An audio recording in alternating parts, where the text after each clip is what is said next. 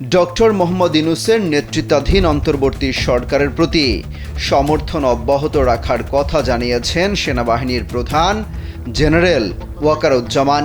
তিনি বলেছেন, দেশে চলমান সংস্কার সম্পন্ন করতে অন্তর্বর্তী সরকারের পাশে থাকবেন, তাতে যাই হোক না কেন।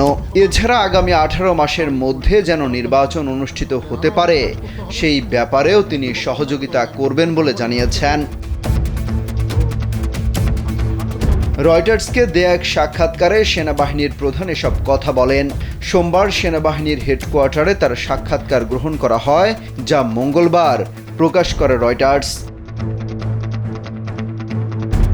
সেনাপ্রধান জেনারেল ওয়াকারুজ্জামান বলেন, তিনি ডক্টর মোহাম্মদ ইউনূসের পাশে থাকবেন। আর নয় সৌন্দর্য নিয়ে চিন্তা, এবার নিজেকে সুন্দর করে তুলুন স্টাইল ম্যানিয়াক্সের সাথে। যাই হোক না কেন, যাতে তিনি তার মিশন সম্পন্ন করতে পারেন। নির্বাচন অনুষ্ঠান সংক্রান্ত এক প্রশ্নে সেনাপ্রধান বলেন, একটি সময়সীমার মাধ্যমে গণতান্ত্রিক প্রক্রিয়ায় প্রবেশ করা উচিত। সংস্কারের পর 1.5 বছরের মধ্যে গণতন্ত্রে উত্তরণ করা উচিত বলে মন্তব্য করেন তিনি। সবাইকে ধৈর্য ধরার উপর গুরুত্ব দেন সেনাপ্রধান। অন্তর্বর্তী সরকারের সঙ্গে সেনাবাহিনীর সুসম্পর্ক আছে জানিয়ে তিনি বলেন, আমি নিশ্চিত যে আমরা যদি একসঙ্গে কাজ করি তবে আমাদের ব্যর্থ হওয়ার কোনো কারণ নেই।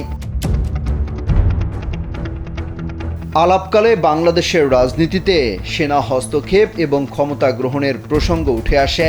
এ ব্যাপারে সেনাপ্রধান বলেন, বাংলাদেশ সেনাবাহিনী রাজনৈতিকভাবে হস্তক্ষেপ করবে না। এ সময় সেনাবাহিনীকে পেশাদার রাখতে চান তিনি। অমিত হাসান রবিন, কালবেলা।